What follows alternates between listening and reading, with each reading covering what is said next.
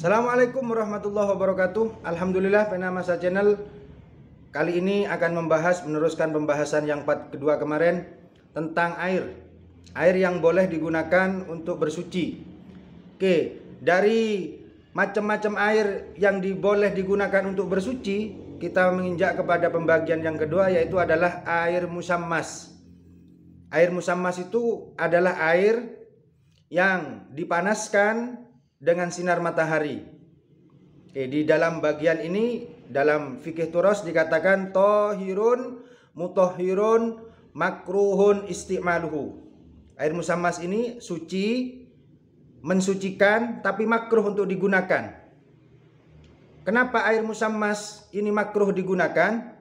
Karena yang pertama, air musammas ini dipanaskan oleh sinar matahari, itu syaratnya.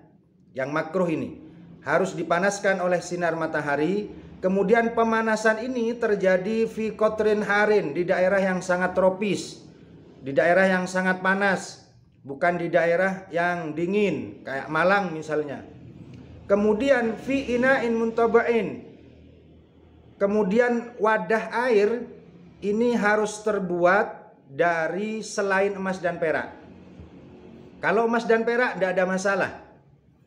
Nah, kemudian makruhnya lagi itu karena digunakan ketika panas. Jadi ketika air ini panas, sedang panas, digunakan untuk badan.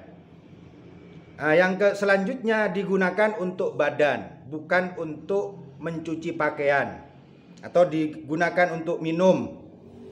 Jadi itu dikatakan air musammas dan hukumnya makruh yang seperti itu. Apabila syarat-syarat tadi, apabila kriteria tadi tidak ada, maka tidak makruh. Misalnya air musammas digunakan ketika dingin, maka tidak makruh.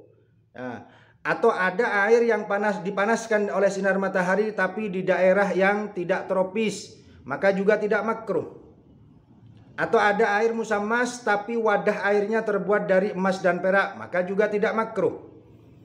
Jadi sifat kemakruhan ini itu tergantung daripada kondisi ilatnya. Kemudian apa yang menyebabkan kemakruhan ini? Di sini para ulama awalnya mengatakan bahwa sifat kemakruhan ini karena menjaga kesehatan. Alasannya adalah tibbiyah. Karena ketika itu digunakan dalam keadaan panas, digunakan kemudian akan tidak memperlancar atau menghambat peredaran darah sehingga menimbulkan penyakit baros. Alasan tibbiyah ini diakui oleh syariat, kemudian diangkat menjadi sebuah alasan, maka alasan kemakruhannya menjadi syar'iyatun. Silakan bisa dicek di video ya. Maka alasan kemakruhannya syar'iyatun, walaupun alasan pertamanya itu adalah at-tibbiyah atau tibbun ya, sebagai alasan kesehatan. Kemudian bagaimana dengan air panas yang dipanaskan dengan api? Ini tidak termasuk kepada hukum makruh kecuali apabila digunakan bersuci dalam keadaan panas, sangat mendidih digunakan. Nah, inilah pernyataan ulama tentang menggunakan air dalam keadaan panas di air musammas ini. Al-Ubadi itu taraddada, bingung, kok bisa mengungkapkan hal seperti itu, kata beliau. Tapi dalam pembahasannya ketika dipanaskan dengan air, air dipanaskan dengan api ya, dengan api, ketika itu menjadi hangat boleh digunakan. Tapi ketika sangat mendidih itu tidak boleh digunakan.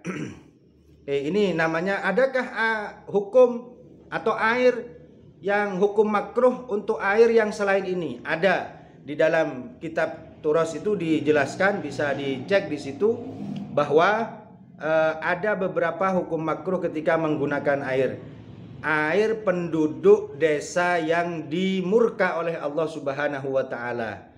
Wal iyadu billah ya. Jadi itu airnya tidak boleh atau makruh untuk digunakan. Coba dicek ya di video saya ini. Silakan tonton sampai habis. Ya, itu air yang kedua. Semoga bermanfaat. Jangan lupa salam Pena Masa Channel, ilmu, bahasa, dan sastra. Jangan lupa tetap tertawa. Assalamualaikum warahmatullahi wabarakatuh.